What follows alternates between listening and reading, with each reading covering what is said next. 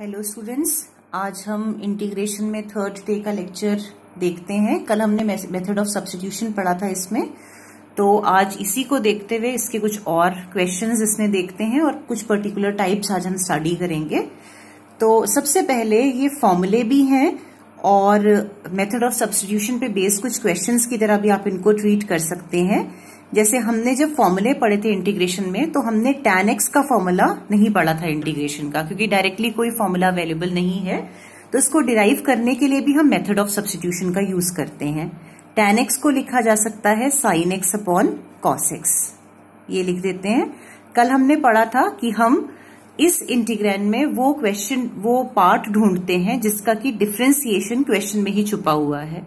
तो हम यहाँ पे देखा जाए तो sin x का डिफरेंशिएशन भी cos x है, और cos x को डिफरेंशिएट करोगे तो माइनस sin x मिल जाएगा। लेकिन हमें क्योंकि dx को भी साथ में अब्सॉर्ब करना है, तो यहाँ पे हमारे लिए सूटेबल है कि हम cos x को कुछ अज्यूम कर लें। हमने cos x को t अज्यूम कर लिया, तो इसका डिफरेंशिएशन आ जाएगा minus sin x dx is equal to dt। अगर हम यहाँ पे sin x को अज्यूम कर लेते तो cos x dx रिक्वायर्ड था, जो कि यहाँ पे हमारे पास अवेलेबल नहीं है, इसलिए हमने यहाँ पे cos x को t अज्यूम किया है। अब हम इसको यहाँ पे सब्स्टिट्यूट कर देते हैं। तो जब सब्स्टिट्यूट करेंगे sin x dx के प्लेस पे माइनस dt आ जाएगा, डिवाइडेड बाय cos x के प्लेस पे आप t रख दीजिए। तो this is equal to minus integration of dt upon t। dx upon x का इंटीग्रेशन log x होता है, तो dt upon t is equal to log t plus c। अब आप इसकी वैल्यू रिप्लेस बैक कर दीजिए। जब आप इसकी वैल्यू रिप्लेस बैक करेंगे तो minus log of cos x plus c, ये इसका फॉर्मूला है। इसी को हम एक और फॉर्म में लिख सकते हैं, log ऑफ cos x की power -1 plus c। Why? Because log m raised to the power n is equal to n log m। ये हमने यहाँ पे यूज कर लिया है। तो इसके चलते log ऑफ cos x की power -1 is equal to -1 log of cos x, हमने इसको यहाँ पे यूज कर लिया। So this is equal to log of cos x की पावर -1 का मतलब है 1 upon cos x, and 1 upon cos x can be written as sec x plus c। तो रिमेंबर, यहां से हमने एक फॉर्मूला पढ़ा है, ये फॉर्मूला है इंटीग्रेशन ऑफ tan x का। Integration of tan x is equal to log of sec x plus c, और इसका दूसरा रिजल्ट है minus log of cos x plus c। आप ये दोनों रिजल्ट्स याद रखेंगे इस फॉर्म में। जैसे हमने tan x का डेरिवेशन किया है, अब ये आपका होमवर्क है, इसको आप खुद करेंगे। इसी तरीके से आप cot x को इंटीग्रेट कर सकते हैं। cot x को लिखेंगे cos x upon sin x, वहां पे आप sin x को t अज्यूम कर लेंगे। sin x को t अज्यूम करके आपके पास रिजल्ट आएगा log of sin x plus c, या फिर minus log of cosec x plus c। तो ये आप खुद करेंगे, क्योंकि बिल्कुल सेम स्टेप्स इनमें भी होंगे और इन दोनों को मेमोराइज भी आपको करना है। You have to remember these results also. तो अब आ जाते हैं हम नेक्स्ट क्वेश्चन पे, क्वेश्चन नंबर 2। यहां पे अब हम डिराइव करते हैं नेक्स्ट sec x dx के इंटीग्रेशन का फॉर्मूला। sec x dx के इंटीग्रेशन का फॉर्मूला डिराइव करने के लिए आपको एक की स्टेप है जो कि दिमाग में रखते हुए चलना है। वो स्टेप है, sec x को आप sec x plus tan x के साथ मल्टीप्लाई कर लें और sec x plus tan x के साथ डिवाइड कर दें। क्योंकि डायरेक्टली कोई फॉर्मूला अवेलेबल नहीं था, इसलिए एक स्टैंडर्ड रिजल्ट है। जब आप इसका फॉर्मूला याद कर लेंगे sec x के इंटीग्रेशन का, तो आपको ये ध्यान रहेगा कि हमने मल्टीप्लाई डिवाइड क्यों किया है। रीजन बीइंग, अगर हम यहां पे sec x plus tan x को कोई एक नया वेरिएबल अज्यूम कर लें, सपोज t, तो जब आप sec x को डिफरेंशिएट करते हैं, इसका डिफरेंशिएशन आएगा sec x tan x, और tan x का डिफरेंशिएशन होगा sec square x into dx। This is equal to dt। Common लेने पर sec x बाहर आ गया, आपके पास बचा tan x plus sec x dx is equal to dt which is the same as numerator. ये numerator वाला term आपको यहाँ पे मिल गया है। तो ये जो इंटीग्रल आपके पास था, आप इस इंटीग्रल को लिख सकते हैं dt upon t। sec x plus tan x t ये डिनोमिनेटर की जगह पे आ गया, और ये पूरा का पूरा term sec x into tan x plus sec x dx this is equal to dt, ये हमने यहां पे लिख दिया। So this is equal to log t plus c। और अब हम t की वैल्यू को रिप्लेस बैक कर देते हैं। जब हम t की वैल्यू रिप्लेस करेंगे तो ये आ जाएगा log of sec x plus tan x plus c। तो हमने यहाँ पे sec x plus tan x के साथ इसलिए मल्टीप्लाई और डिवाइड किया था क्योंकि मल्टीप्लाई और डिवाइड करने पे जब आपने sec x plus tan x को कुछ नया वेरिएबल अज्यूम किया तो उसका डिफरेंशिएशन आपको एज इट इज न्यूमरेटर के टर्म में मिल गया है। और जब आप इसका फॉर्मूला मेमोराइज करोगे, remember integration of sec x dx is equal to log of sec x plus tan x plus c। तो फॉर्मूला याद करने पे आपको ये स्टेप ऑटोमेटिकली याद रहेगा कि आपको sec x plus tan x के साथ मल्टीप्लाई और डिवाइड करना है इस पर्टिकुलर टाइप में।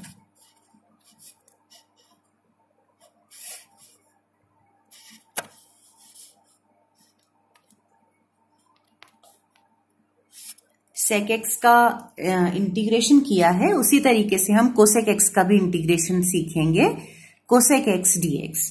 तो जब आप इसे इंटीग्रेट करेंगे, इसको इंटीग्रेट करते समय अब आपको ये ध्यान में रखना है कि आप यहाँ पे इसे मल्टीप्लाई और डिवाइड करते हैं cosec x minus cot x से। आप cosec x minus cot x से मल्टीप्लाई कर लें और cosec x minus cot x से इसे डिवाइड कर दें। रीजन वापस वही है क्योंकि अगर अब आप यहां पे cosec x minus cot x को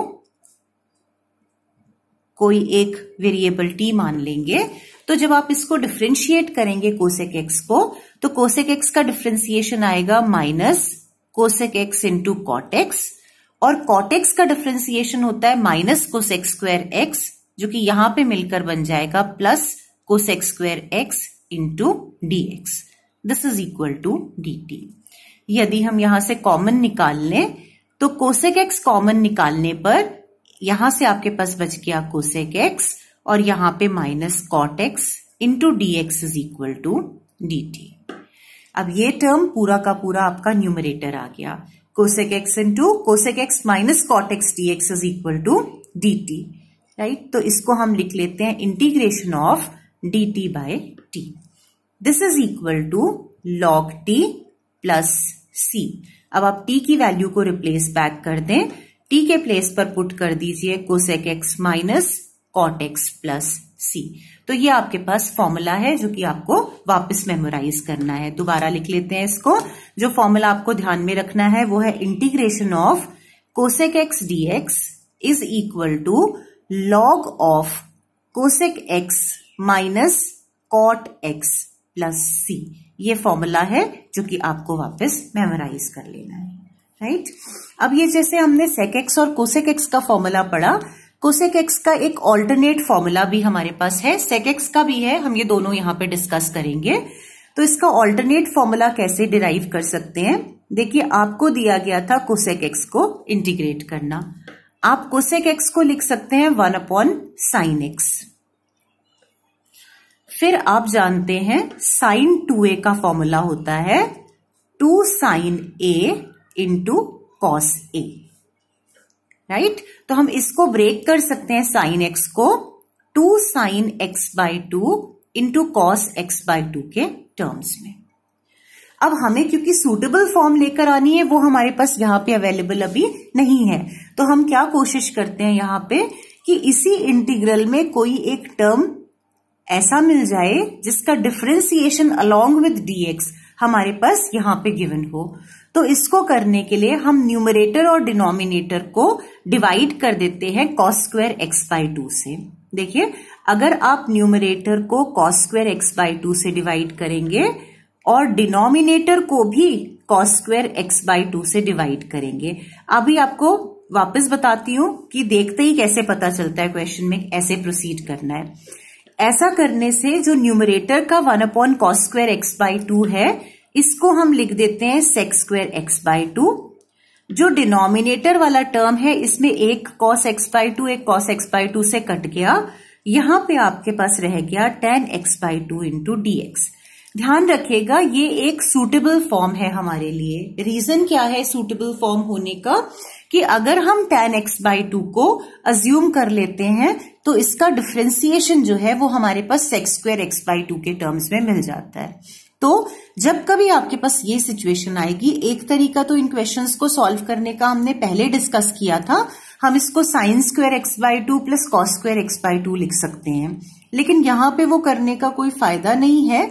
यहाँ पे जो फॉर्म हमें लेकर आनी है, उस फॉर्म को लाने के लिए हम यहाँ पे इसको cos²x/2 से डिवाइड कर देते हैं न्यूमरेटर और डिनोमिनेटर को। उससे ये होगा कि आपके पास यहाँ पे क्वेश्चन जो रिड्यूस होगा वो tan और sec²x के टर्म्स में रिड्यूस हो जाएगा। अब यदि हम tan⁡x/2 को t अज्यूम कर लें, तो tan⁡x/2 का डिफरेंशिएशन होगा sec²x/2 into 1/2 dx is equal to dt। यहां पे पुट कर लेते हैं, तो sec²x/2 अपॉन 2 इंटू dx की जगह पे हमने रख दिया dt, tan⁡x/2 is equal to t। अब जब आप इसकी वैल्यू पुट करेंगे तो ये आपके पास आ जाएगा log t प्लस c, और t की वैल्यू को आप रिप्लेस कर दें तो t के प्लेस पे आ जाएगा tan⁡x/2 प्लस c। तो ये आपके पास एक और रिजल्ट आ गया जिसको कि आप ध्यान में रखेंगे। ये रिजल्ट मैं दोबारा से लिख देती हूं। ये रिजल्ट हमारे पास आया है integration of cosec(x) dx is also equal to log of tan⁡x/2 plus c। ये आपने एक और रिजल्ट निकाला। एक तो आपने पहले निकाला ही था, वो था integration of cosec(x) is equal to log of cosec(x minus cot(x), और अब आपने जो रिजल्ट निकाला है वो ये है। तो इसको भी आप दिमाग में रखेंगे। जैसे हमने cosec(x) का निकाला एक और रिजल्ट, ऐसे ही sec(x) के लिए भी एक और रिजल्ट अवेलेबल है, वो भी डिराइव कर लेते हैं इसकी हेल्प से ही। sec(x) dx can be written as cosec π/2 plus x। आप जानते हैं इनके बीच में कॉम्प्लीमेंट्री रिलेशन एग्जिस्ट करता है, तो sec(x) dx is equal to cosec π/2 plus x dx हो जाएगा। Now this is equal to, आपने अभी अभी cosec(x) का इंटीग्रेशन पढ़ा log ऑफ tan⁡x/2, तो cosec π/2 प्लस x का इंटीग्रेशन क्या हो जाएगा, log ऑफ, पूरा फॉर्मूला कॉपी कर दो, tan, जब यहां एंगल x था तो यहां x/2 मिला, जब एंगल यहां पे π/2 प्लस x है तो अब ये π/2 प्लस x/2 हो जाएगा। जो भी एंगल यहाँ पे था उसका यहाँ पे हाफ कर दिया था, तो ये आपके पास फाइनल रिजल्ट आ जाएगा। That is equal to log of tan π/4 plus x/2 plus c। ये आपके पास इंटीग्रेशन ऑफ sec(x) का एक और फॉर्मूला आ गया। एक फॉर्मूला था log of sec(x) plus tan⁡x, और ये एक और रिजल्ट है integration of sec(x) dx is equal to log of tan π/4 plus x/2 plus c। तो आपको ये करने भी आने चाहिए, इनकी डेरिवेशंस और ये फॉर्मूला भी आपको सारे मेमोराइज करने हैं। तो अब चलते हम अपने नेक्स्ट क्वेश्चन पे। ये हो गए हमारे 3 क्वेश्चंस बेसिकली, और 3 क्वेश्चंस को जो हमने आप यहाँ पे किए हैं उनके फॉर्मूले भी आपने याद में रखते हुए चलना है। चलिए अब नेक्स्ट लेते हैं हम एक question, integration of root 1 minus cos 2x upon 1 plus cos 2x dx। तो ये हम पहले डिस्कस कर चुके हैं एक बार कि जब कभी ये फॉर्म हो तो हमें कैसे प्रोसीड करना है। जो 1 माइनस cos 2x है, 1 माइनस cos 2x के प्लेस पे हम रख देंगे 2 sin² x, और 1 प्लस cos 2x के प्लेस पे हम पुट कर देंगे 2 cos² x। ये पूरे कैलकुलस में बहुत बहुत इंपॉर्टेंट है ये फॉर्म। वैसे आप cos 2x is equal to 2 cos² x minus 1 या फिर 1 माइनस 2 sin² x के फॉर्म में मेमोराइज करते हैं, बट ये रिजल्ट बिल्कुल हैंडी होना चाहिए, आपको तुरंत देखते ही पता चल जाना चाहिए कि इसमें हम ये वैल्यू पुट कर देंगे। तो ये यहाँ पे सब्स्टिट्यूट करके आपके पास आएगा 2 sin² x upon 2 cos² x dx। अब इसे सिंप्लीफाई कर लें, ये कैंसिल, ये integration of tan x dx, 2 से 2 cancel, tan square x integration of tan x dx। आज अभी हम फॉर्मूला पढ़ के आए हैं tan x के इंटीग्रेशन का, log of sec x plus c। तो ये आपके पास इसका फाइनल आंसर आ गया। अब चलते हैं नेक्स्ट क्वेश्चन पे, क्वेश्चन नंबर 5। ये है integration of dx upon root of x plus 1 plus root of x। कभी भी आपके पास इंटीग्रेशन में ये फॉर्म हो तो इस फॉर्म को सॉल्व करने के लिए आप ध्यान में रखें कि आपका एम रहना चाहिए डिनोमिनेटर को रेशनलाइज करना। डिनोमिनेटर को रेशनलाइज करके आप इसको बहुत सूटेबल फॉर्म में कन्वर्ट कर सकते हैं। देखिए कैसे, ये इंटीग्रल आपके पास दिया था, डिनोमिनेटर को रेशनलाइज करने का मतलब आप न्यूमरेटर और डिनोमिनेटर दोनों को root of x plus 1 minus root x से मल्टीप्लाई करेंगे। Root of x plus 1 minus root x से न्यूमरेटर और डिनोमिनेटर दोनों को मल्टीप्लाई कर लें, तो ये आपके पास आ जाएगा root x plus 1 minus root x upon, यहां पे ये मिलेगा x plus 1 minus x into dx, cancel. तो ये आपके पास ये इंटीग्रेंड आ गया। इसको सॉल्व करने के लिए अब आप इनको सेपरेटली इंटीग्रेट कर ले। Root of x plus 1 dx अलग से इंटीग्रेट कर दो और रूट x dx को आप अलग इंटीग्रेट कर लो। तो this is equal to root of x plus 1 को इंटीग्रेट करने का मतलब x प्लस 1 की पावर हाफ को इंटीग्रेट कर रहे हैं, तो ये आएगा x प्लस 1 की power half plus 1 that is 3/2 upon 3/2 minus x की पावर हाफ है तो हो जाएगा x की पावर 3/2 अपॉन 3/2 प्लस c। आप इस फॉर्म में इसको ध्यान में रख के चलेंगे। अब हम नेक्स्ट क्वेश्चन लेते हैं, क्वेश्चन नंबर 6। यहां पे क्वेश्चन नंबर 6 है integration of sine x upon sine x minus a dx। देखिए यहां पे जब हमने इंटीग्रेशन स्टार्ट किया था, फर्स्ट जो हमने लेक्चर पढ़ा था इंटीग्रेशन का, उसमें हमने पढ़ा था कि अगर न्यूमरेटर में एक से ज्यादा टर्म्स हो और डिनोमिनेटर में केवल एक टर्म हो तो सॉल्व करना बहुत इजी है। हम न्यूमरेटर के प्रत्येक टर्म को अलग अलग डिवाइड कर लेते हैं न्यूमरेटर के दिए हुए एक टर्म से। यहां पे अगर हम साइन x माइनस ए का एक्सपेंशन करें, साइन a माइनस बी का फॉर्मूला अप्लाई करके, तो 2 टर्म्स यहां पे क्रिएट हो जाएंगे, लेकिन न्यूमरेटर में एक टर्म रहेगा। तो न्यूमरेटर में एक टर्म है, डिनोमिनेटर में 2 टर्म्स हैं, sine x into cos A minus cos x into sine A. तो ये हमारे लिए सूटेबल फॉर्म नहीं है। अगर इसका उल्टा हो, मतलब न्यूमरेटर में 2 टर्म्स हो जाए, डिनोमिनेटर में एक ही टर्म रहे, तो हम इसको बहुत इजीली इंटीग्रेट कर सकते हैं। तो इस प्रॉब्लम को दूर करने के लिए हम सब्स्टिट्यूशन का यूज करते हैं। हम x माइनस a को एक नया वेरिएबल मान लेते हैं t। तो जब आप इसे डिफ्रेंशिएट करेंगे dx is equal to dt। अब यहां पुट करने से क्या होगा कि x के प्लेस पे आप t प्लस a पुट कर देंगे। x माइनस a यदि t है तो x is equal to t plus a होगा। यहां पे x के प्लेस पे आप t प्लस a पुट कर दीजिए upon sine x minus a means sign t और dx के प्लेस पे आ जाएगा dt। एज अ रिजल्ट अब यदि हम यहां पे साइन a प्लस b का फॉर्मूला अप्लाई करें which is sine a cos b plus cos a into sine b, तो ये जो रिजल्ट है आपके पास ये हो जाएगा integration of sine t cos a plus cos t sine a upon sine t into dt। हमने साइन a प्लस b का फॉर्मूला यहां पे पुट कर दिया है। तो इसको करने के बाद अब हमारे पास न्यूमरेटर में मोर देन 1 टर्म्स है और डिनोमिनेटर में केवल एक ही टर्म है, तो हम इसे अलग अलग डिवाइड कर देते हैं।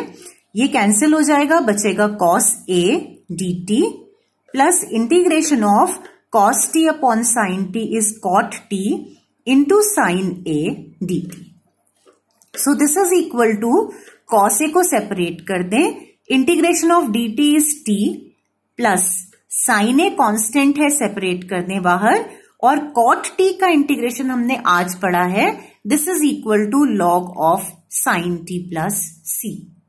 टी की वैल्यू रिप्लेस बैक कर दें, टी के प्लेस पे x माइनस ए पुट कर दो, तो t की जगह पे x minus A into cos A plus sine A into log of sine x minus A.